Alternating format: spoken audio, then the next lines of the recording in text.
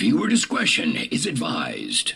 Go where no man has gone before. In your face. Real bad.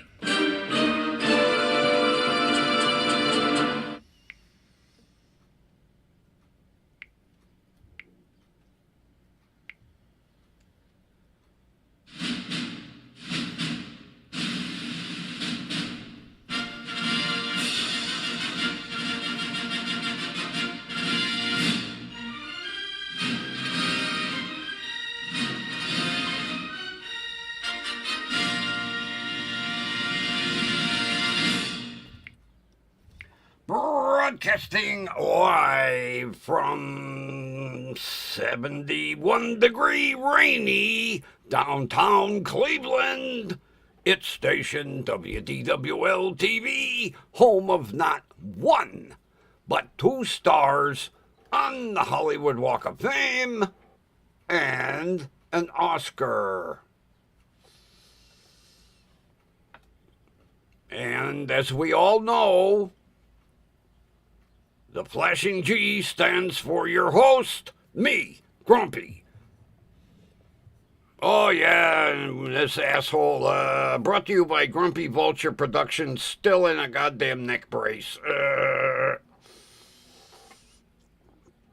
I decided to demummify him for Easter. And I have one more day before the CEO comes back from vacation. And then I'll hear all the shit. I don't care. Come on, tablet. Wow! That's better.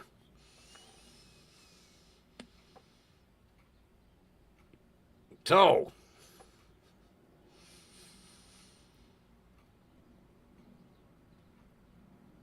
it wasn't supposed to rain until later on tonight. And they're saying we're going to get over an inch, which means tonight, basement watch again. Duh. Yep, basement watch. Goddamn city.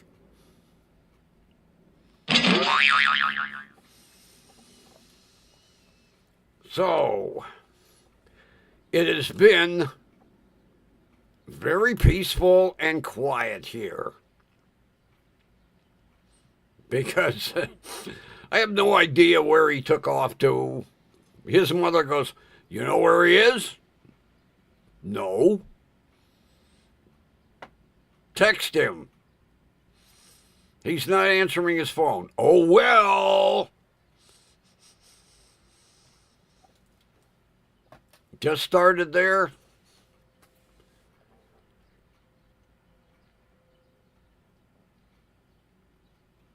Yeah, we're in the same pattern. Yeah, I have no idea where he disappeared to. That really ain't bothering me.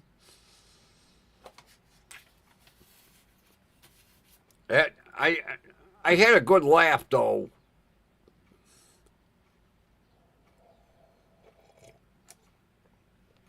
I was talking to Marianne, and she said to him, when are you going to stand on your own 2 feet?" And he's like, "What do you mean?"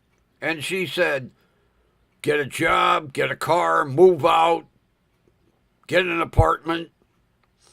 Get this." And he told her, "I cannot live alone." He has to remain living with me because I can't live alone. Oh, man, I'll tell you what, I've been enjoying the shit out of this nice, quiet house. Yeah, I can't live alone. He can't leave me. What a fucking joke. I can't leave. He can't live. Dad can't live alone. I did it before without any problem. I'm loving it. No shitty rap music. What a joke. I can't move out. Dad can't live alone. He'll fall apart without me being here. He don't fucking talk to me and he walks right by like I don't exist. I don't know where he is. I hope he's with one of his friends that basically is a hard worker, has his own house, paying bills, and lectures the fuck out of him.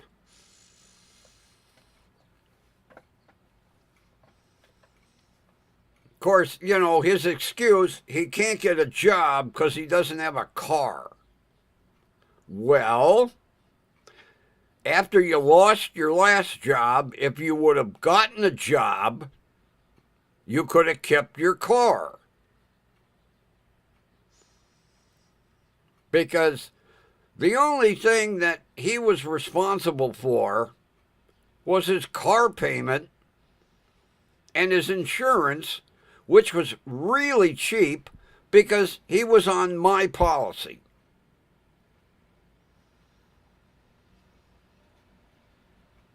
So even if he would have gotten a job at Dollar Tree or Dollar General or Save-A-Lot, stocking shelves, or Walmart, he'd have had a car.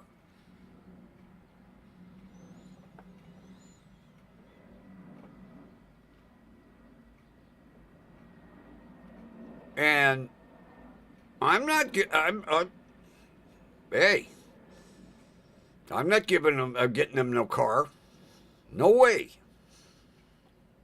WTF? That's right. Because he was discussing with his mother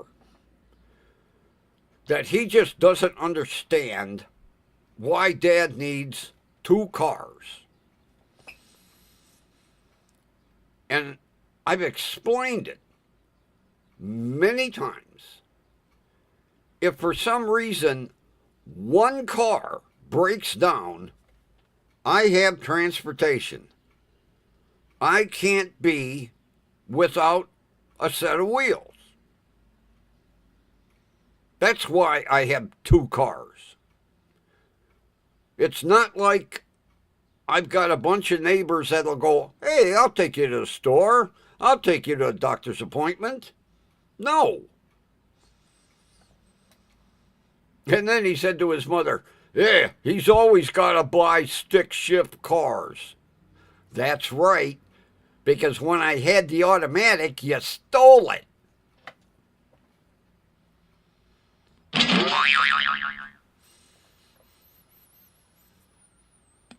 There ain't going to be no automatics in this household. And he's too stupid to drive stick shift. Of course, he's so uncoordinated, he can't walk and chew gum at the same time.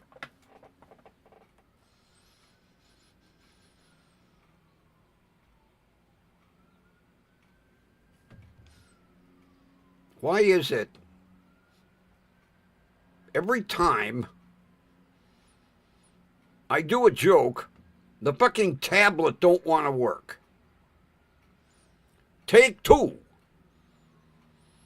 He can't even walk and chew gum at the same time.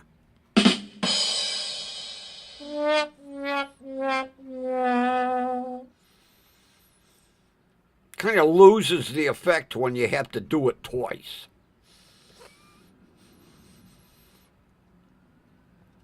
And then, I'll tell you. I went up to the store, and standing in front of me is this teenage kid, and his pants were down below the cheeks of his ass.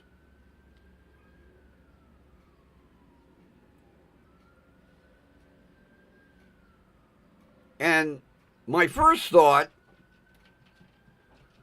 was to pants him. But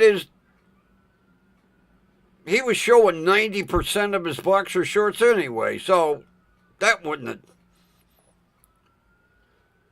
And then I decided maybe give him an ultra wedgie.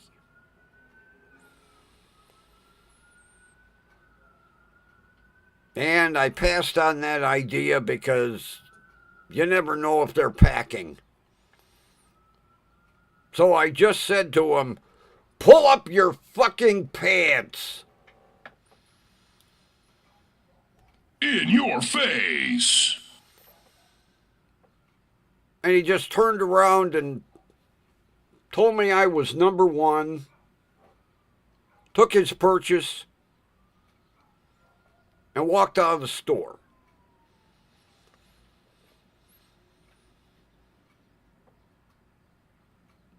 Are we ever going to get out of this phase where you gotta wear your pants halfway down your ass?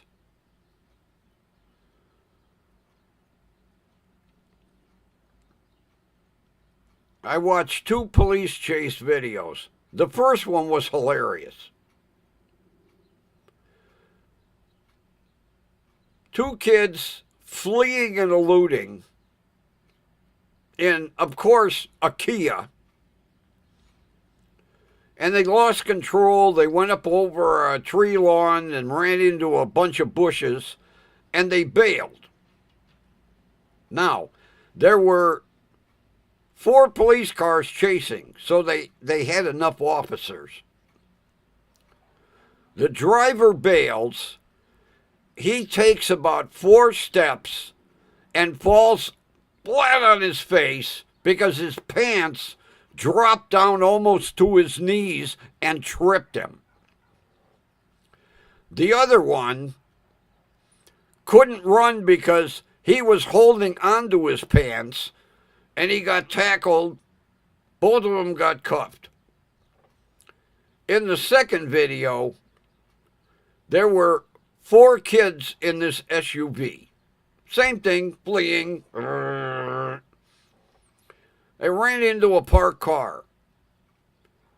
As soon as they bailed, all 4 of them fell on their face because their fucking pants were down. The police basically just walked up and cuffed them. I loved it. They didn't take 3 steps from the car, and all 4 of them tripping, falling.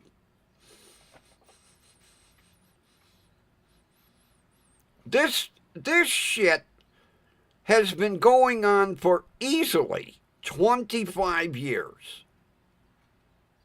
When are we going to get out of this phase of wearing our pants down around the bottom of our ass cheeks?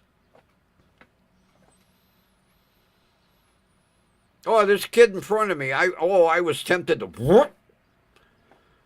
And then I was like, he's showing 3/4 of his underwear anyway. So I wanted to give him an ultra wedgie, but I didn't have somebody else. You need 2 people. One grab the pants on one side, one on the other, and pull. And their balls go right up into their throat. Whatever. For Pete's sake! Oh, I am just sick and tired of seeing the...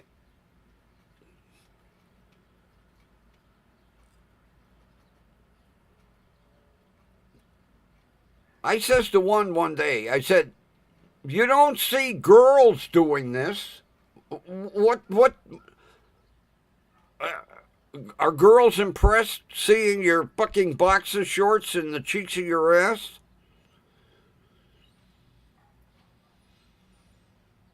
I've yet to see one female doing it.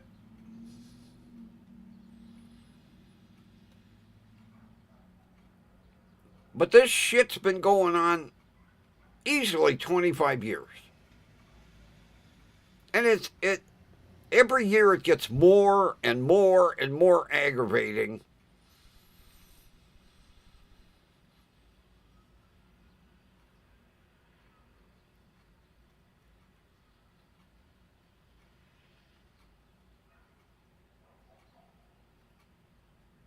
I don't know if the schools allow them to run around the school that way.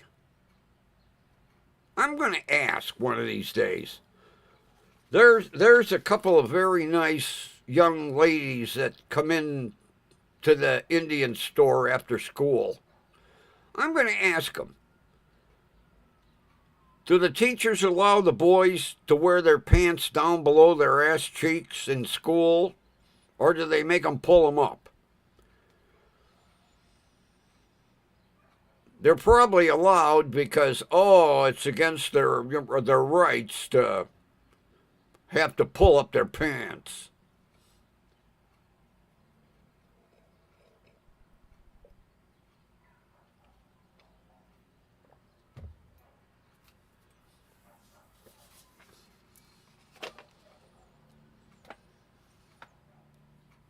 So what's for dinner tomorrow, Kathy? Are you doing a ham?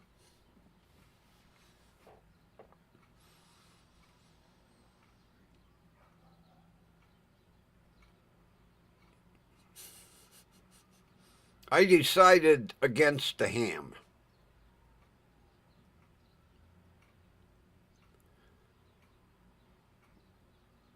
Mainly because I had a surprise visit today from a friend of mine, and he brought me a couple of pounds of Slovenian sausage. Not Hungarian, Slovenian. Fresh made.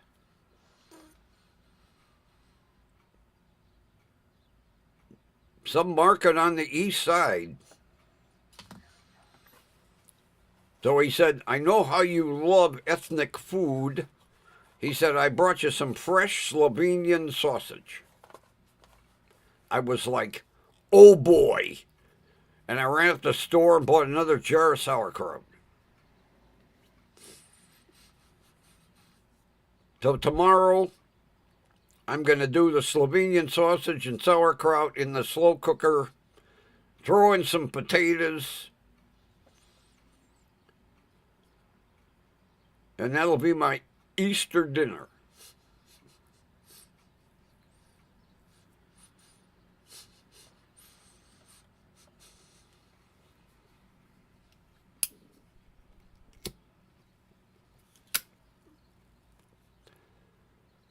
Oh, deviled eggs. Oh, yummy.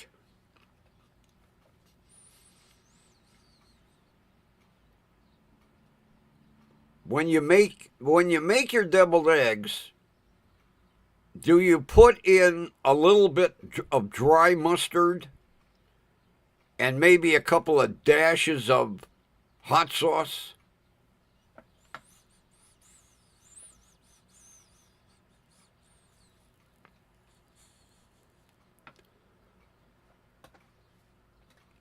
My grandmother would use the dry mustard, just a little bit,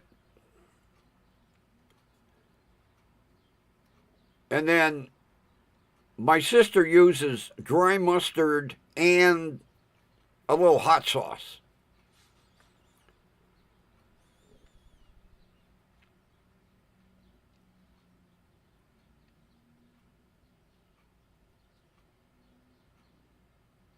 And then she gets fancy. She puts it in one of them cake decorating bags and pipes it in.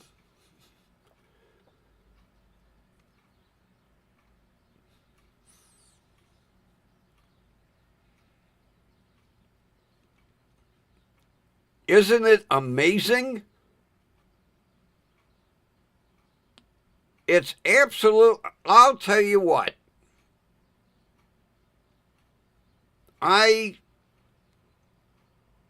tell everybody to cook their hard-boiled eggs that way. And they look at me like I'm an alien.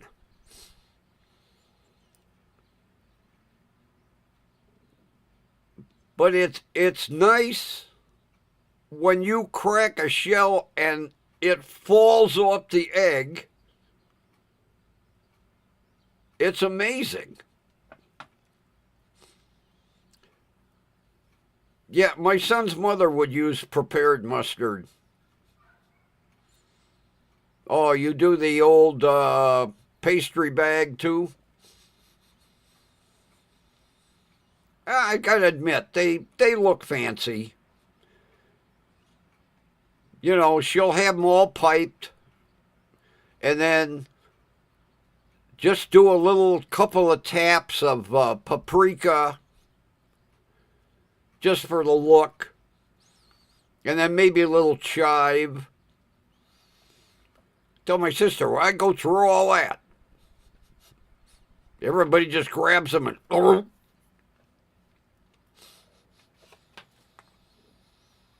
I haven't had deviled eggs in about 5 years.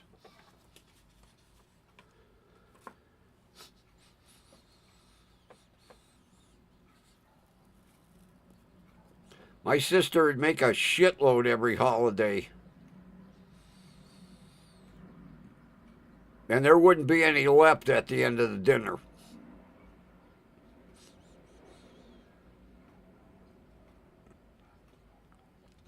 Yeah, that's what she would do.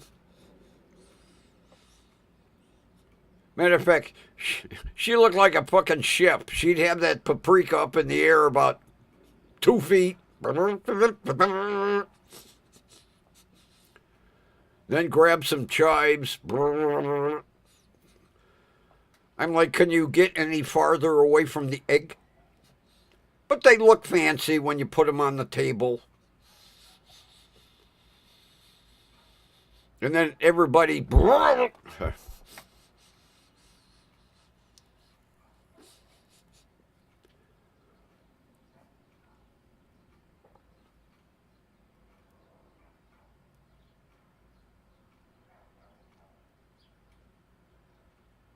Yeah, she would make both macaroni salad and potato salad because there were some people that didn't like potato salad.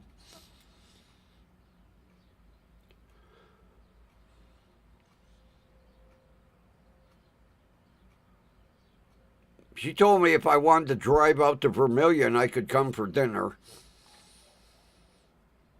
I said, well, I don't know if I would make it there, and if I left, if I would make it home. Because the police will be out all over tomorrow, knowing people are traveling.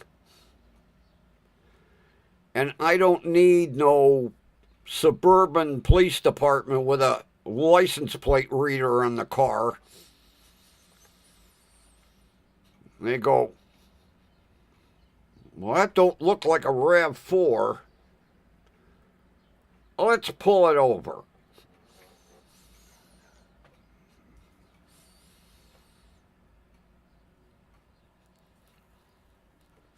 And she came over today to show me her new car. Her Ford Edge. And I says to her, it looks like a Westlake police car. It's the same color silver as Westlake Police, and it's got black rims. I said, all we'd have to do is put a decal on the door that said Westlake Police. Everybody tells me it looks like a suburban police car. I said, well, it does. I said, as a matter of fact, I think Rocky River's got a couple of them.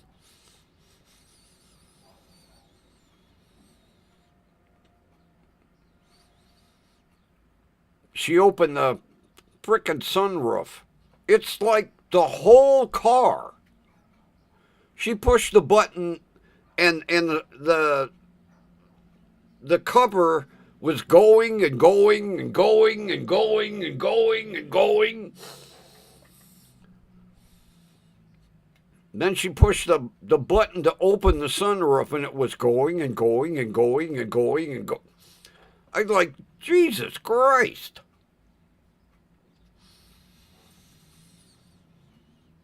And then in the middle of the dashboard is a big iPad.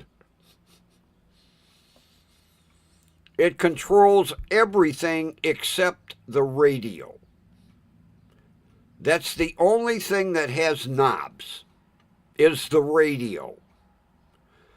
If you want to control the heat and air conditioning, you got to bring it up on the tablet and then run your finger up and down for hot and cold. And she says, while you're doing that, you're trying to keep your eyes on the road. I don't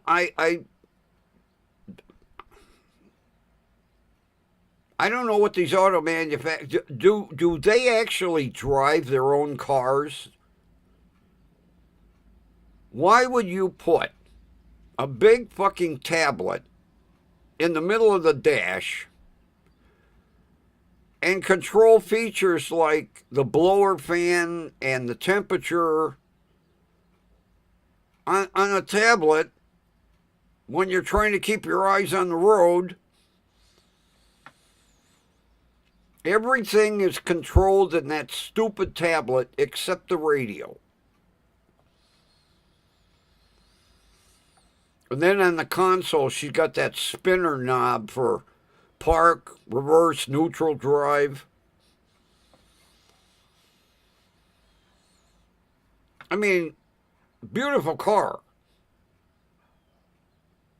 I don't like all the gadgetry. I really don't.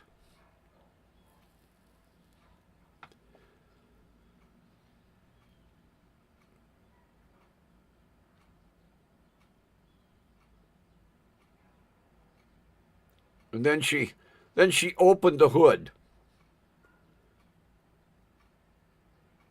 And she goes, "This is what I build."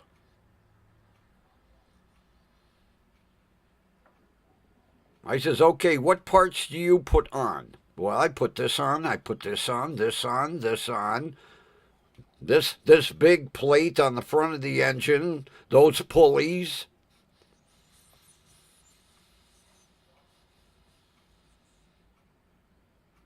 And I can't remember what else. She was pointing. Our section does this and this and this and this and this and this and this. I said, you should sign the engines when they leave.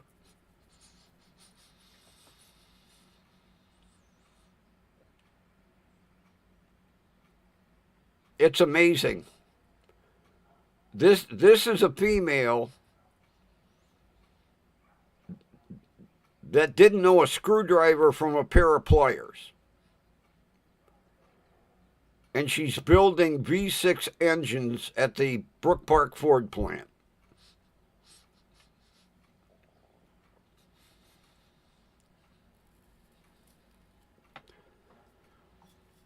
Matter of fact, when she stopped, I looked at the time and I went, "How come you're not at work?"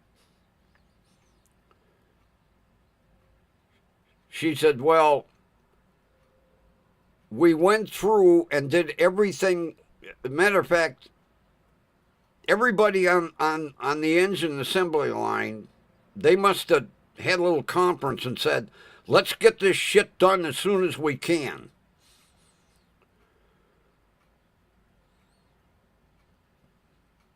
And since they actually finished up early, upper management said, "Okay, you can go home 2 hours early, and we're going to pay you for 10 at double time."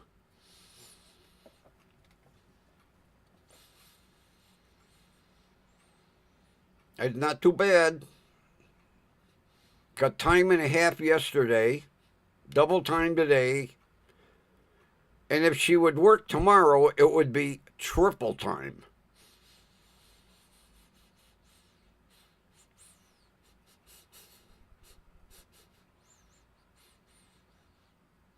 And then she's off Monday.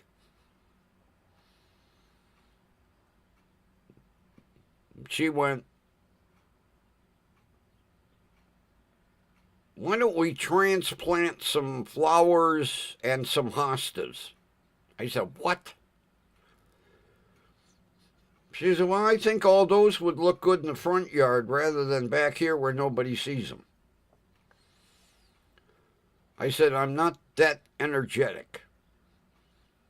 She says, okay, I'll come over and I'll do it. Okay. You want to dig up them big things of daffodils and put them in the front yard and dig up all the hostas and put them in the front yard? I don't mind watching.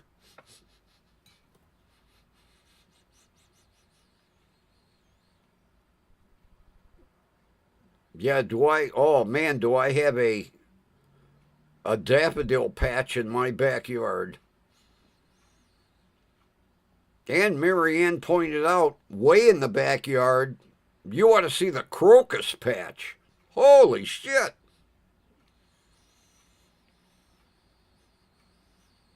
There must be 5,000 of them back there.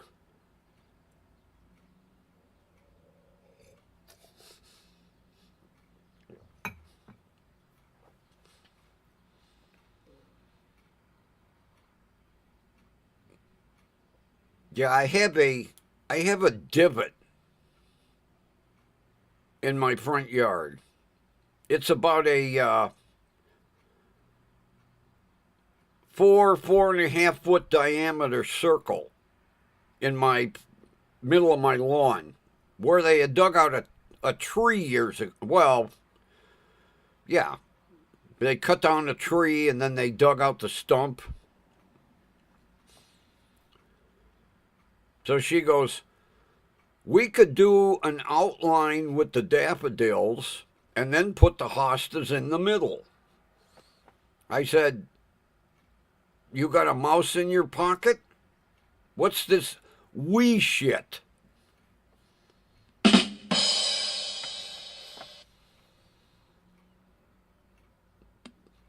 So she says, I'll do it.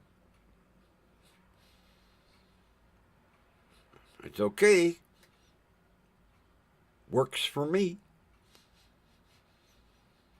And my lawn service came over and cut the grass yesterday,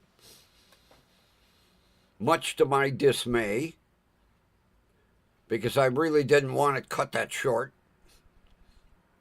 But since it's free, I won't complain.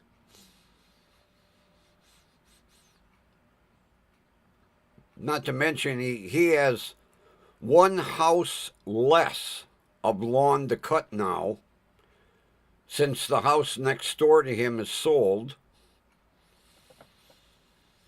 So he cuts his yard, and then he comes and cuts my yard.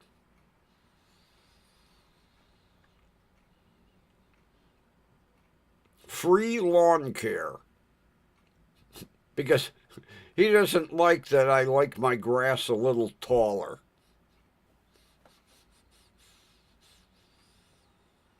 Although he will appreciate not having to cut that divot.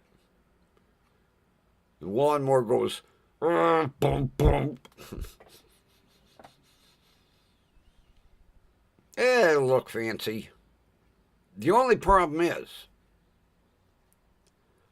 now I'm going to have to go and get some perennials, because once the daffodils are done blooming, there won't be nothing on the outside edge of the circle.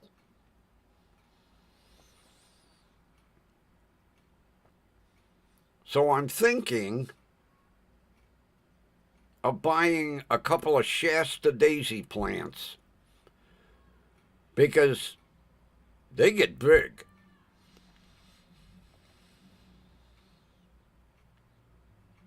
and they'll look fancy.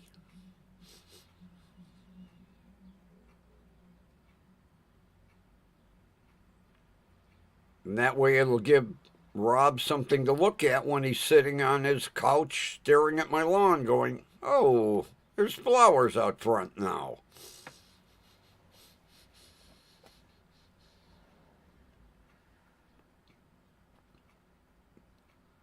And Marianne, she's kind of irritating me. She planted some more Rosa Sharon along the edge of my driveway. I hate them plants.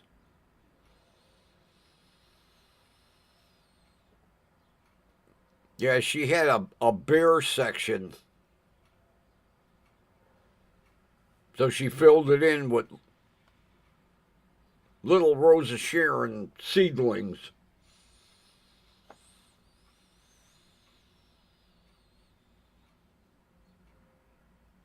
After they're done blooming, they make a mess.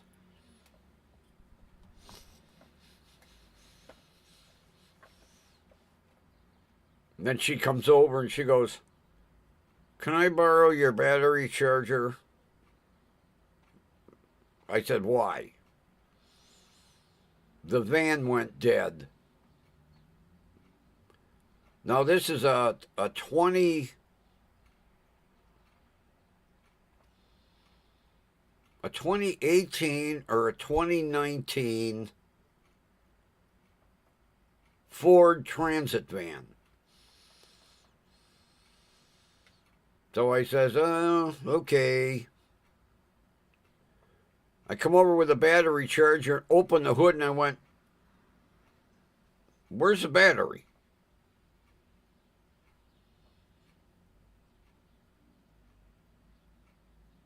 We couldn't find it.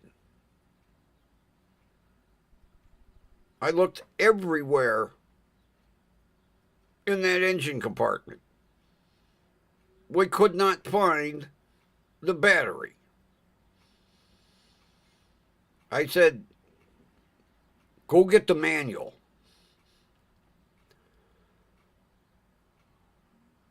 You'll never guess where the battery is in a Ford E150 Transit van. Under the driver's seat. That would have been the last place I would have thought of looking for a fucking battery.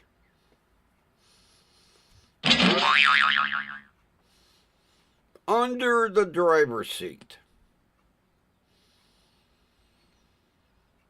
Yeah, you slide the seat all the way forward, and then there's a panel that you remove, and there's the battery under the seat.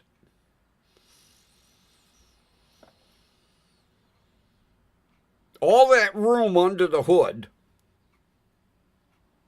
and they put the battery under the seat.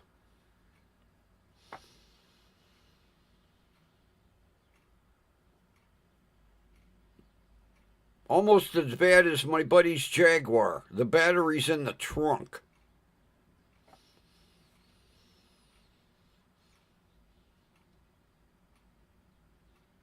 Matter of fact, he didn't even know it was in the trunk till he went on vacation last year. Then they packed the car up, and they were driving along,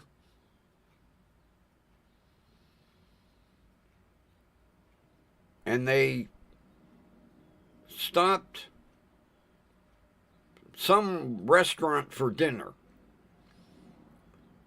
And he got out and he forgot to shut the headlights off.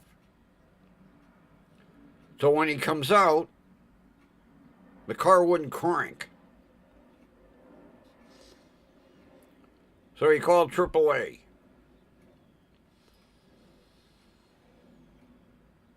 And the guy said, I need to get in your trunk, sir.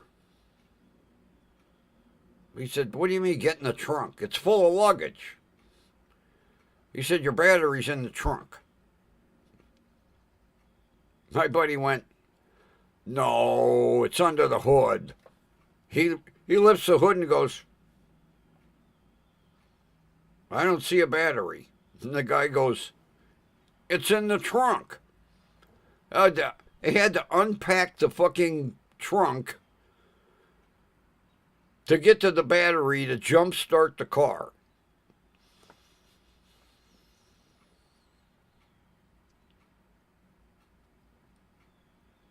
And then a friend of mine has a Kia SUV, and the battery's under the back seat.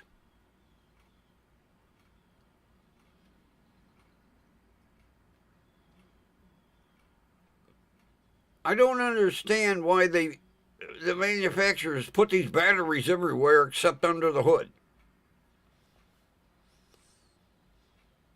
Yeah, I can't remember what. It's a smaller SUV, a Kia. And the same thing. He needed a jump start. And the guy from AAA said, I got to get in your car. He said, why do you got to get in my car?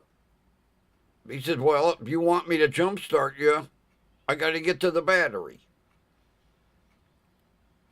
He says, why do you got to get in the car? And the guy said, the battery's underneath the seat. They popped a couple of levers and picked up the back seat, and there it was.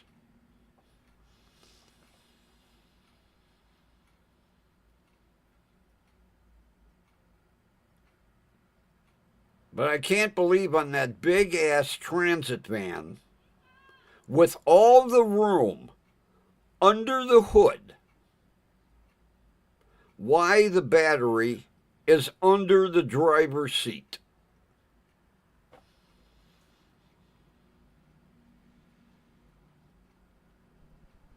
And you literally, if you have to change the battery, you have to remove the seat from the car, from the van, and then you have to remove the platform that the seat sits on to get to the battery. You have to like disassemble half the frickin' interior to take the battery and change it.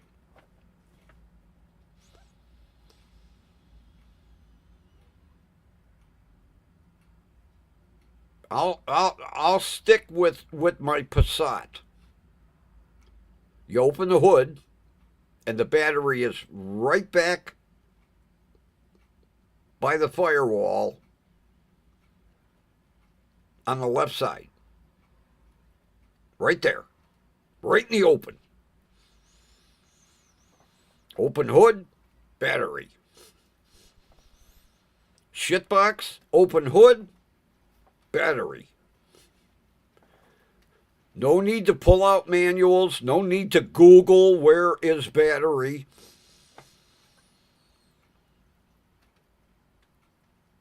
Yeah, Marianne and I are both reading the manual together. And we both at the same looked at one another and went, under the driver's seat?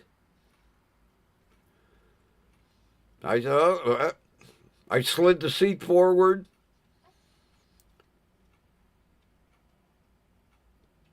Took off this plastic panel. And I was like, okay, I see a battery terminal. Luckily, it was the positive terminal. So I hooked the battery charger on the positive terminal and grounded it to the bolt that was in the floor. And the battery started to charge.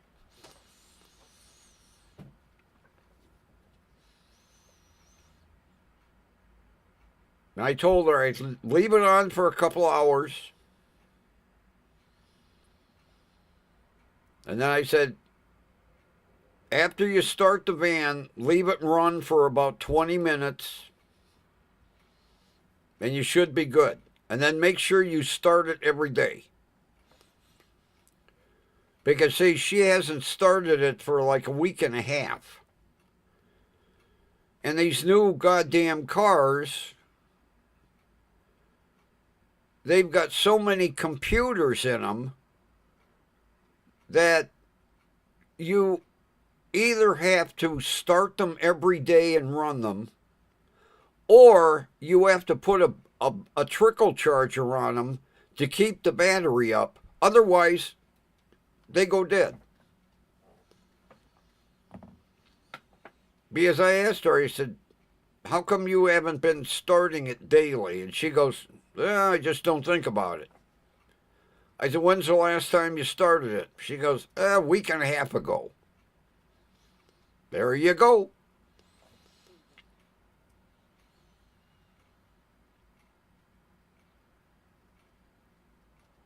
Because she's got, how come it keeps going dead?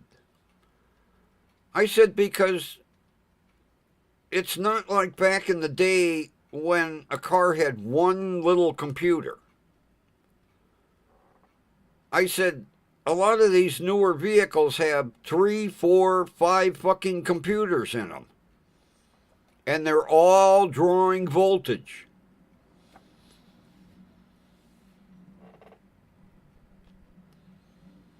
And see, it doesn't tell you that in the manual. I think these manufacturers need to put in the manual, if you're not going to start this for a couple of weeks, buy a trickle charger.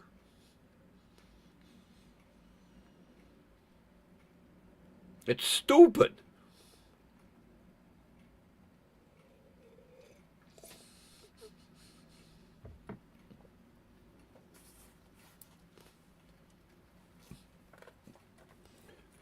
Matter of fact, Monday when my sister comes over, I'm going to ask her, where's the battery in your Ford Edge? Because I didn't see one under the hood. While she was pointing out all the engine parts that her assembly area puts on the V6.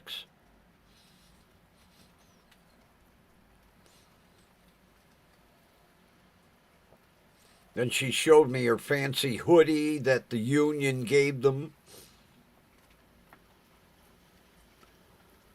I said, can you get me one? I need a new hoodie.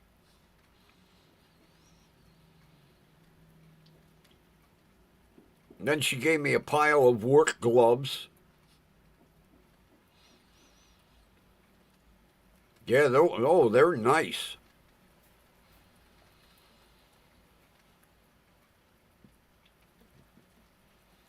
Because for different parts, get this, for different parts that they put on an engine, they wear a different kind of glove.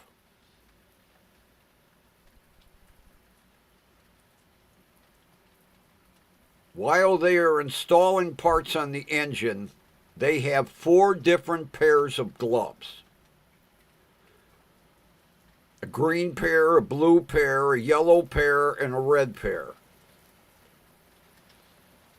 And when they're putting oil pans on, they wear the red pair. Then they take them off. And then for some parts that they put on top of the engine, they put the blue gloves on. I was like, oh, Jesus Christ. So I told her, I says, I wear a large. Can you get me some gloves of each color? She said, oh yeah, we have boxes of them.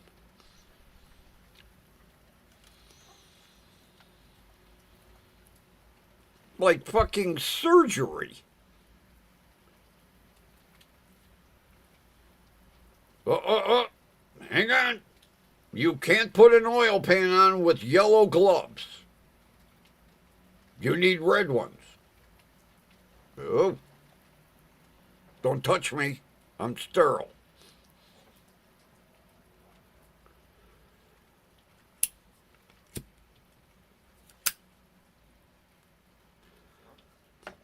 Yeah, 4 different color gloves for 4 different operations.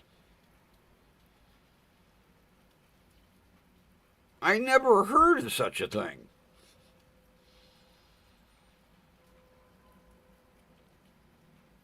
And each workstation has a big sign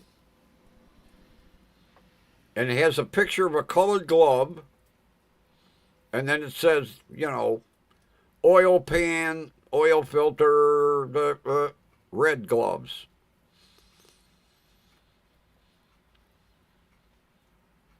And the stupid thing is,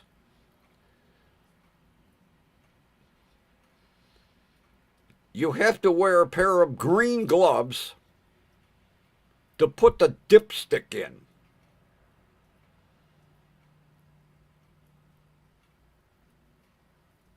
You have to change gloves to put in the dipstick.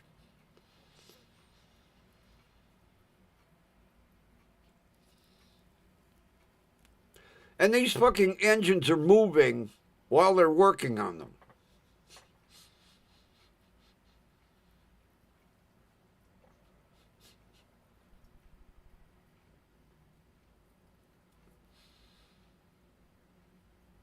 And then if she has to go to the loading dock, she has to put on the safety vest. Yellow. But if you're going over to the other loading dock, you need to put on an orange safety vest.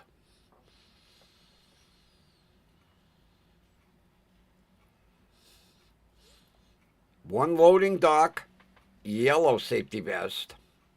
The other loading dock, orange.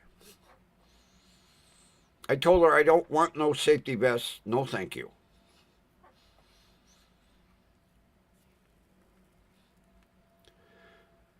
And if you get caught wearing the wrong vest, you get a write-up.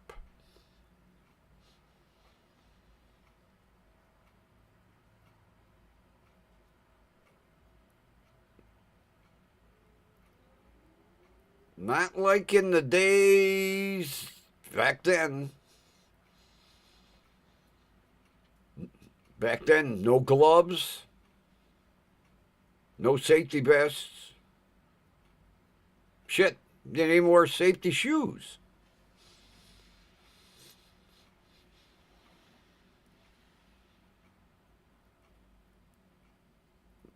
I said, do you have to wear steel-toed shoes? No. But there's a list of certain athletic shoes that you're only allowed to wear. I asked her, I said, are Skechers on the list? Nope. Can't wear Skechers.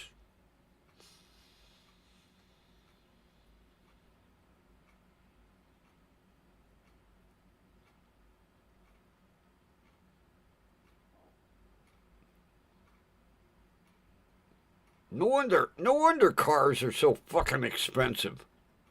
4 different glove changes, certain athletic shoes, certain safety vests.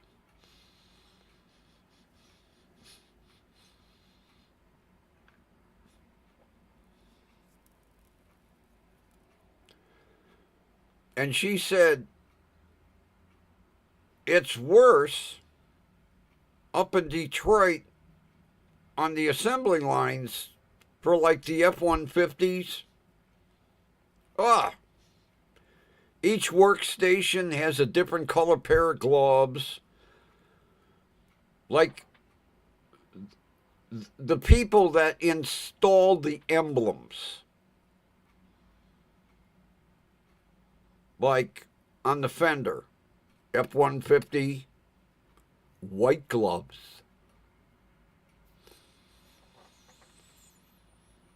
Same thing with the emblem on the back and the big blue Ford Oval on the tailgate, white gloves.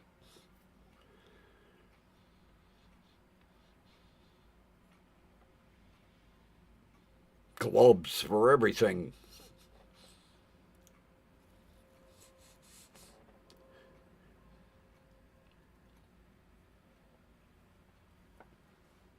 Although she during orientation they show a movie of the assembly up in Detroit, and she said the neat thing is the multi-head lug nut installer.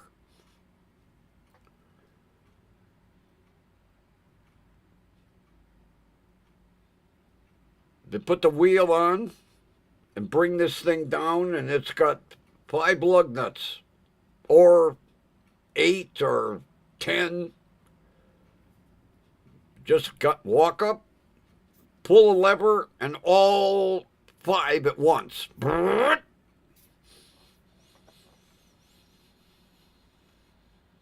See, it looks like a giant octopus.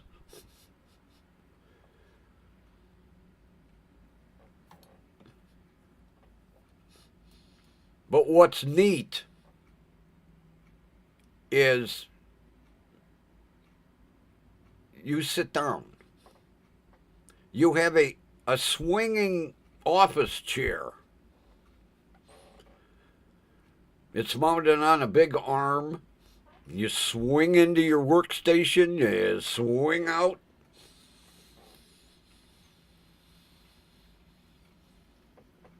God, back in the day, everybody stood there, and not today. You get to sit down.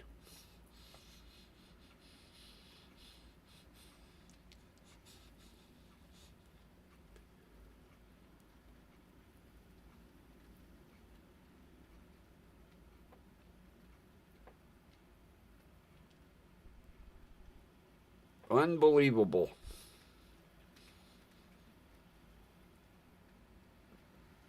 This summer, when they have Employee Day, she's going to come pick me up, because they have a tour of the assembly line, and then they have like a car show in the parking lot, and then a big buffet. All the food you can eat. And then they give you all kinds of gifts. I can't wait.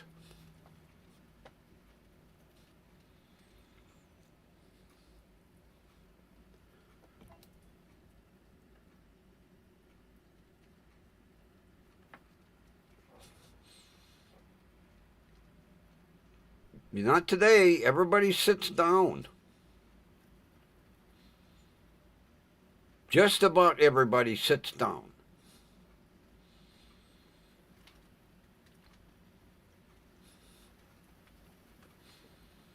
Oh, yeah, and she said good food in the buffet.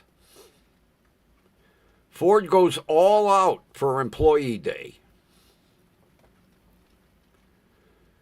And she said, you get a goodie bag with all kinds of gifts, T-shirts, pens, pencils, all kinds of, you name it.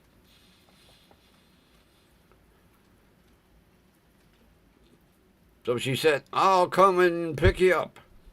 The only thing is you're not allowed to have a camera inside the factory. I would love to take pictures of the assembly area. No cameras.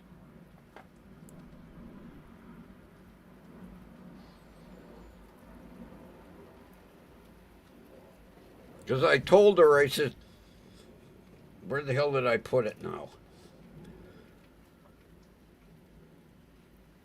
I says, you won't believe, and I don't know how I ended up with it.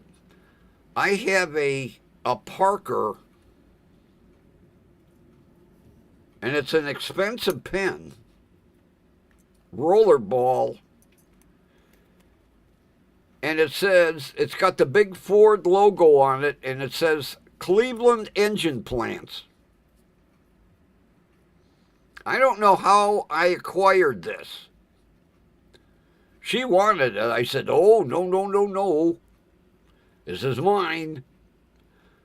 I don't know how I ever acquired this, and I've had it for, oh Christ, probably 40 years. Matter of fact, I have to get a refill. She spotted this and went, oh, I want that. I don't think so.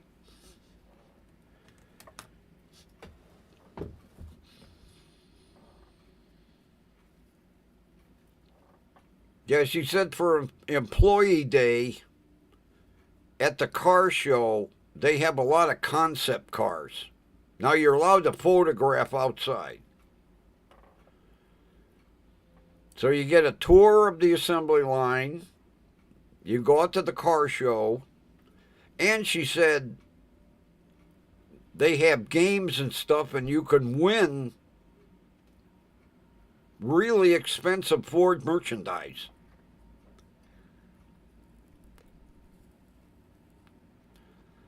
So I'll have to see what kind of games they have. Because she said last year the one prize was a Ford engine plant winter coat. Although I have my winter coat.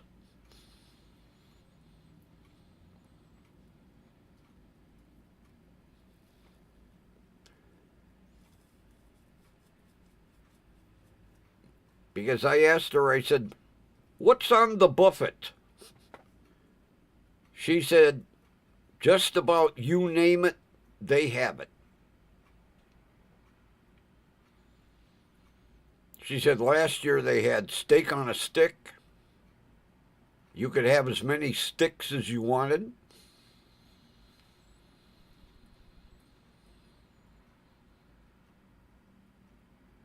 And they had teriyaki shrimp on a stick. You could have as many sticks as you want. I'll be sticking sticks in my pockets.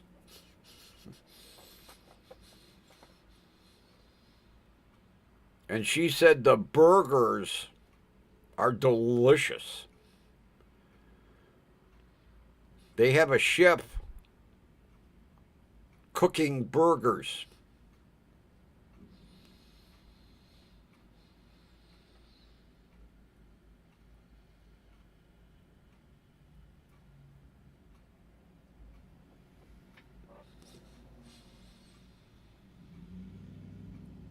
Oh, really?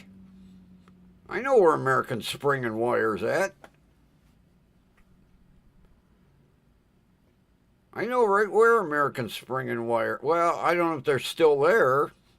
I remember American Spring and... As a matter of fact, I remember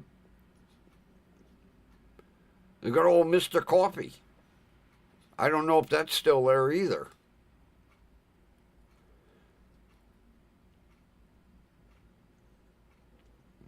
Man, back in the day, American Spring and Wire, holy shit, they employed like 3/4 of the city of Brook Park. Or not Brook Park, wherever. That was a huge place. And so was Mr. Coffe back in the day. The guy up the street worked for Mr. Coffe.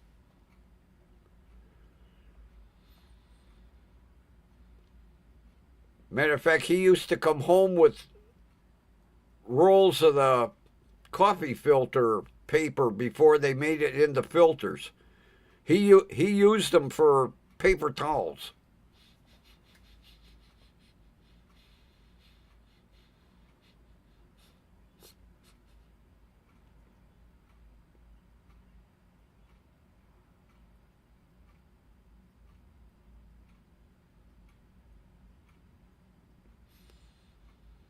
Yeah, as a matter of fact, I remember going to American Spring and Wire because we needed a coil of what they call wire rope. and it's the cable that we used on the winches on the tow trucks. I know that place well.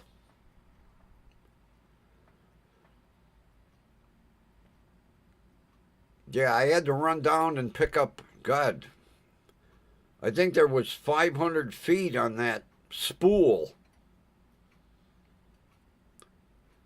Guy brought it out on a forklift and put it in the back of that pickup truck, and it went whoop. I was like, holy shit, that stuff heavy.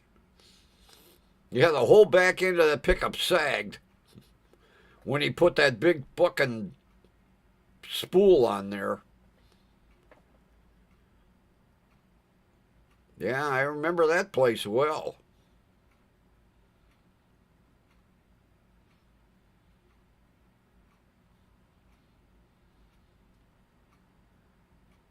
Yeah.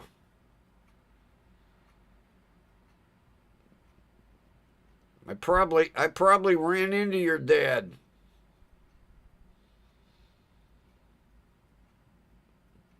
Ran into him at American Spring and Wire, and you were standing next to me at the fucking meat store.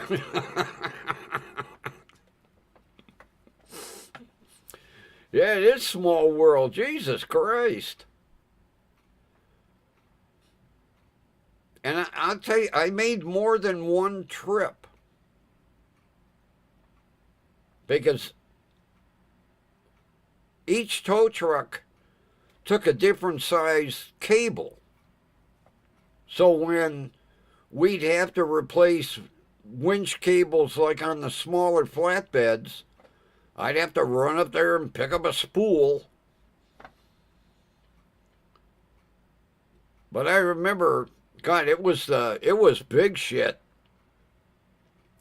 Because that was for our two big heavy duty wreckers. Never forget that. Backed up,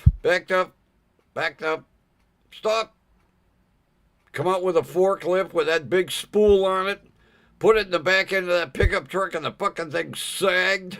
I was like, Jesus Christ, how heavy is that shit?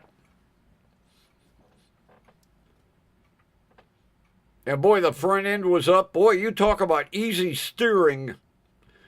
The front wheels were barely on the fucking ground.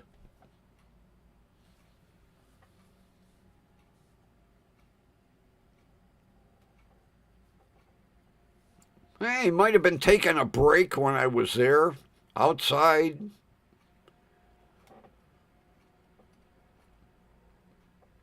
Because I remember going into the office, giving them a purchase order. They said, take your truck around back. The forklift will load you. So I backed up, stopped, put the tailgate down. The forklift brought that big fucking spool and put it in the back of the truck, and it went. Grrr. I was like, good thing I'm not driving a far distance. Holy shit. Then we had to use a tow truck to get the spool off the back of the pickup truck. Yeah, I made many trips over there. Many trips. Because every spring we would replace all the cables on all the tow trucks. My boss was a fanatic because he told me back in the day he remembers when a cable broke and it just about beheaded a guy next to him. So I think it was like every June, I would go over and I would make several trips because we would do the big heavy ass wreckers first, and then the medium duties, and then the small tow trucks and flatbeds. But boy, I'll never forget that big ass spool. That goddamn F-150 sagged. Holy shit. I thought it was going to break the springs.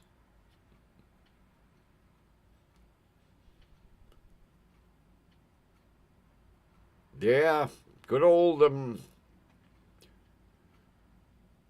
American Spring and Wire. Know that place well.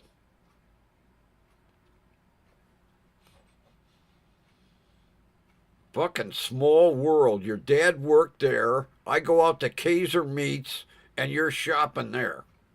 Or the bakery.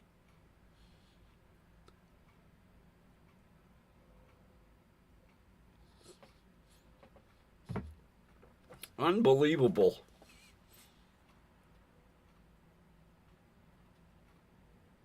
What are the chances? Unbelievable.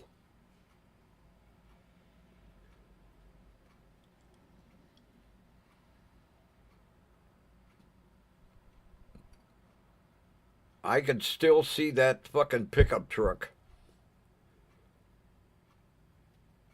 I thought the springs were going to break. I really did. When he put that spool in there, repro.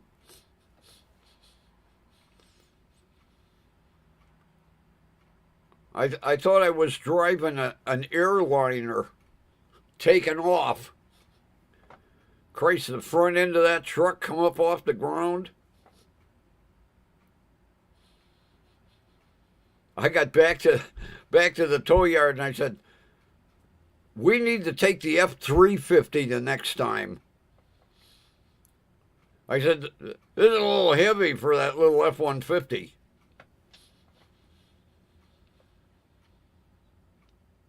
Yeah, we had a big diesel dually, F-350. I don't know why he didn't tell me to take that one. I take the parts truck. I come bebopping in the yard and everybody was like, Jesus, what are you hauling? Get the wreckers. Let's get this thing out of here. And then it was hilarious because when I had to get the cable for the small tow trucks, they were like spools that were like maybe 18 inches in diameter, 24 inches high. I come bebopping in there with that big diesel dually. Bing, ding, ding, ding, ding, ding. Fucking truck never moved. I go in for the big-ass cable, and the bumper's on the ground.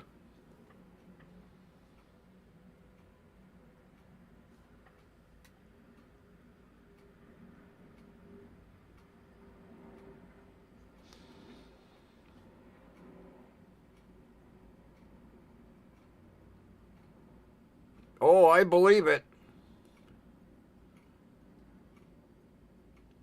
I remember driving past a factory, I don't know what they made, on Brook Park Road. And in order to get this machine in the building, they literally had to knock a hole in the side of the wall. I drive by and there's a big, I thought maybe the building blew out or something. They had to literally knock a big hole in the goddamn wall to get the machine out and get the new one in. So I believe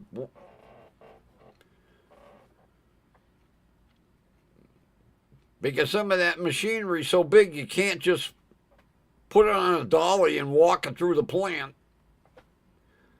Yeah, how are we going to get that machine in? Yeah, cut a hole in the roof. Get a big crane.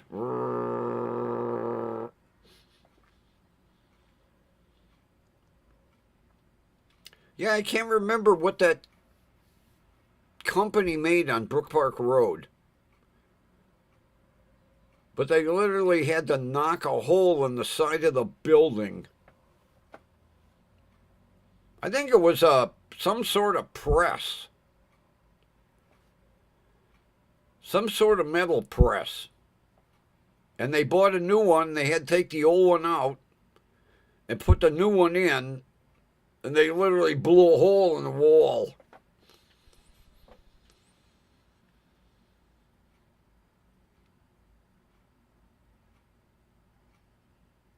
Unbelievable.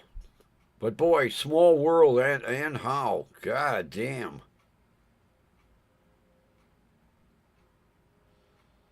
Those were the days. The good old days.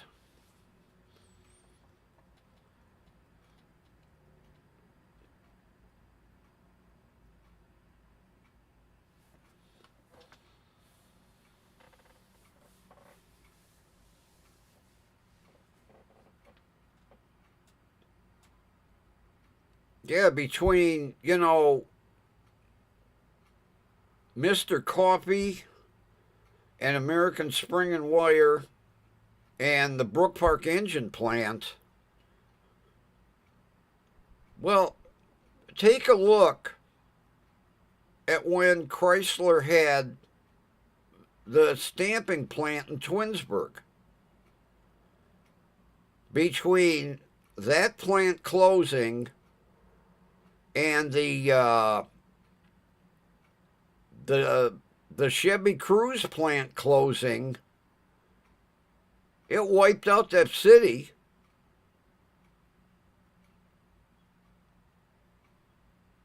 Twinsburg almost went fucking bankrupt because that was probably 80% of their revenue coming from the Chrysler stamping plant, and then the GM plant.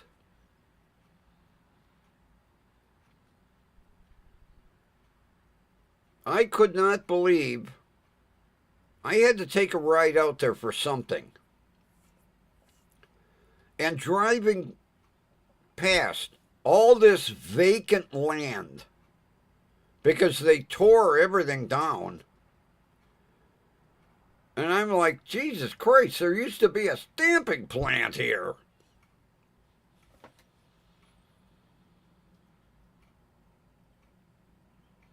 Almost bankrupted that goddamn city of Twinsburg.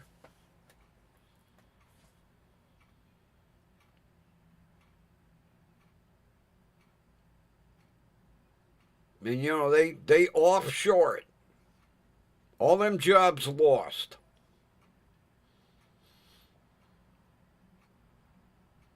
Sad. Then we wonder why America's in the shape it's in.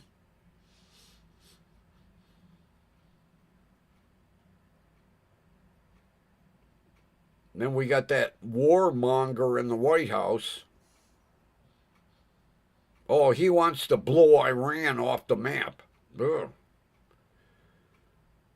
He better quit fucking around. Because he doesn't know what kind of nuclear bullshit that they have. It's getting scary. Not to mention gas prices are getting scary.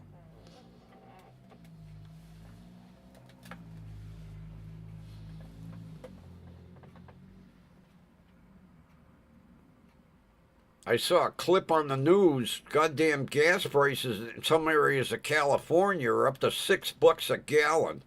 Diesel almost $9. Like, holy shit. Matter of fact, I haven't even looked at gas prices around here. Let me pull up my gas buddy.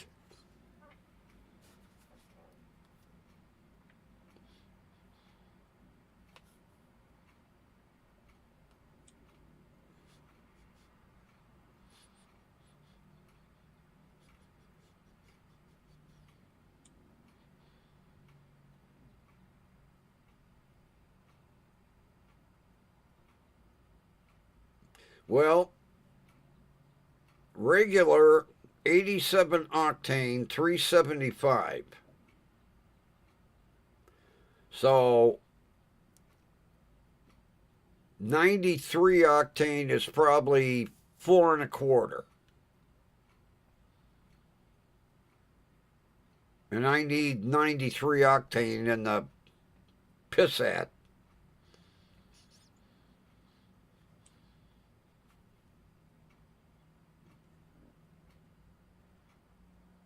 BP,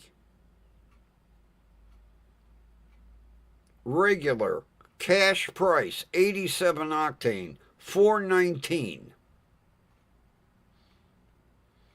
I think before the prices get any higher, I better top off the tank. I'm between half and 3/4. Time to top off the tank. And then I'll be good for about 5 weeks.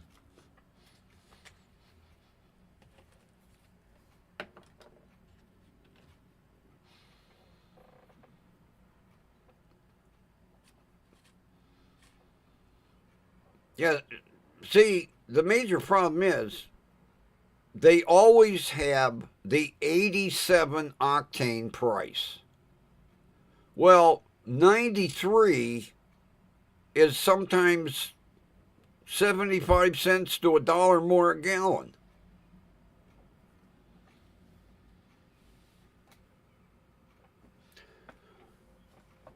All right, that's 87 octane. I would guarantee 93 octane is probably 450, if not more. That's the only thing I hate about that car.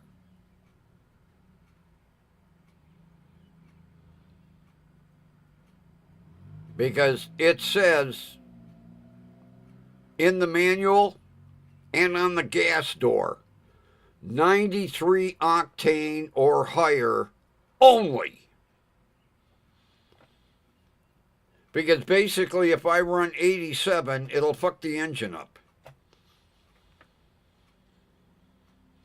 So I think tomorrow, well, you also, Kathy, you got to remember, before a holiday, gas always goes up.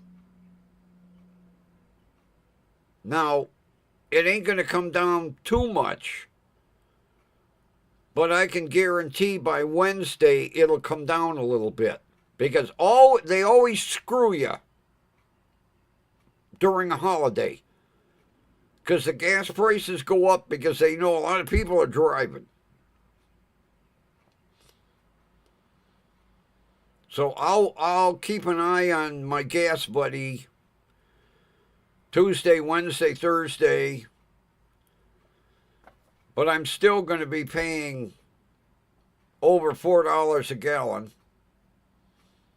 That's why I usually don't let it get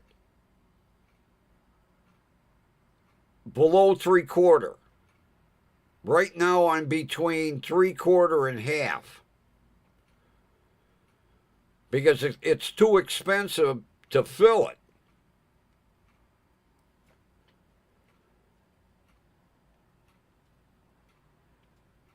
Because I even asked Ryan, I said, what if we put a little hotter spark plug in? He said, nope, you'll screw the engine up too. So, like I say, that's the only thing I hate about that car. I can't put cheap gas in it. Now, the shit box, I can put anything I want in that. But the Passat, 93 or better. And I don't even know if they have any 94 octane around here. I'll have to look at Sunoco. Not that I wanted.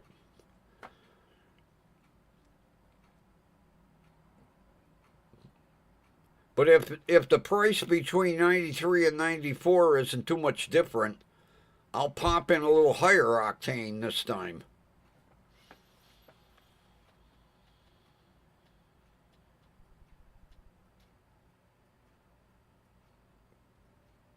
Yeah, I couldn't believe that. You know, I'm looking, little four-cylinder under the hood. Ooh, little turbocharger. And I look in the manual. 93 octane or better. I said, what? I said, this ain't no Ferrari.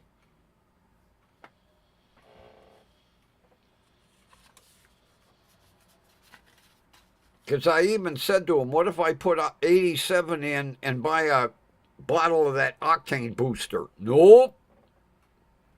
That'll screw the engine up too. It's like, grrr. Damn car.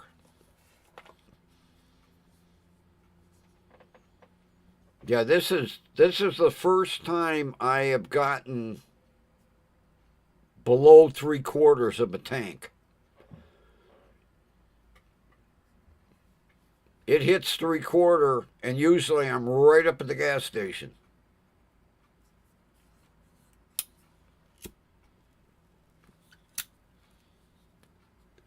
But before gas prices really get insane, time to fill up.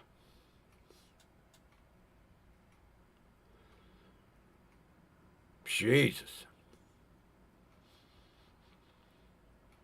Then I saw a blitz on the news that somebody blew up an oil tanker in the Straits of Hummus. Man, that thing went up like, whoa.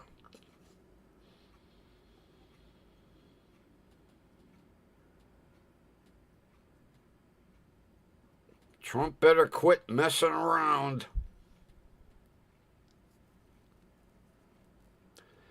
Fucking warmonger. He ain't happy unless he's causing problems somewhere.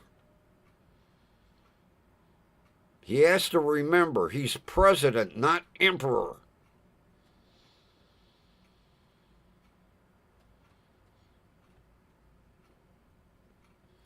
Hey, look who's here. Ronco Belly-O-Matic. You like that? Ronco Belly-O-Matic? Yeah, you're the Ronco Belly-O-Matic. I saw you in the bed before with your head on my pillow. I saw you, spoiled fucking rotten, laying in bed with his head on my pillow. Ronco Belly-O-Matic. If you could only understand what I'm saying. Just sit, feed me. What's Ronco Belly-O-Matic? You. Ronco Belly-O-Matic. With a pink nose. You got a pink nose. I'm just getting that look like, will you feed me already? Boy, right on time. Your alarm went off right on time, Belly-O-Matic. The look on his face. Feed me. Never mind with all the fancy language. Feed me. All right. Jesus. That's it, I'm through. All right, peoples. We're going to call it a show. We'll be here after the Easter Bunny distributes. Well, he ain't going to be dropping nothing at my house. I was too lazy to go to Mally's and get myself some candy. I was going to go and get me a big chocolate bunny. Solid chocolate. And I didn't care how much, because I used to get the big ones. And they're pretzel crunch bars. Oh, yeah, I didn't go get any.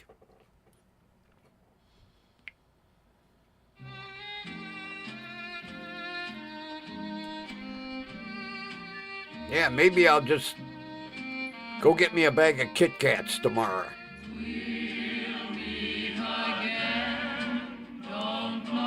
We know where, right here.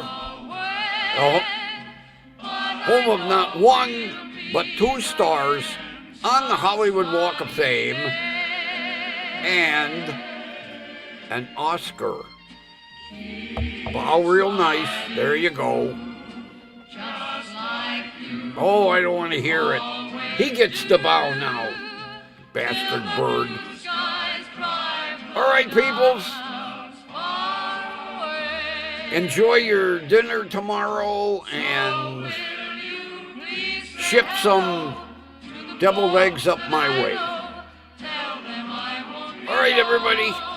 Have a wonderful night. Have a great Easter dinner tomorrow.